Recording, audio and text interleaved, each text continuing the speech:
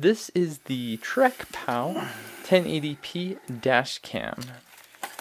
Out of the box you get a charger, it comes with a nice long cord, you get the dash cam itself, and you get a very secure mount.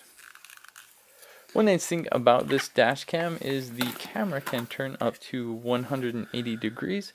This helps you adjust the angle of the camera depending on how your windshield is, or even if you want to film inside of the car, you can do that with this dash cam.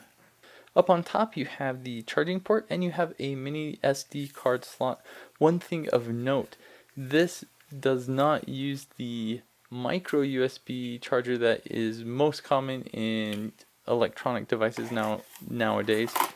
It uses the mini USB charger, so that's something to be aware of.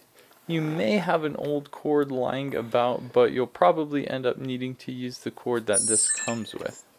One feature that this dash camera has is it can run off battery, so that means it can record even when the car is not on. The navigation with this is really simple. It has a little joystick nub button thing that helps you navigate where you need to go. And the dash cam itself is very easy to mount in the car and it's very secure. I've never had it fall off my windshield. The camera also has night vision and a G sensor. What this does is if you get in an accident or something bumps the car really hard, it will save the footage to a secure folder so it doesn't get lost or written over, because this does support looping for video, so you can just always leave it on and the video footage will just record over itself. Overall, I think it's a really good dash cam. I think the video quality is quite good. Here you can see some footage of me using it. You can judge for yourself whether or not you think this footage is good.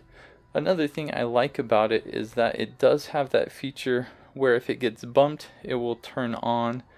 This is a nice security feature. If your car is in a parking lot and it gets bumped or something like that, it will turn on and record the footage.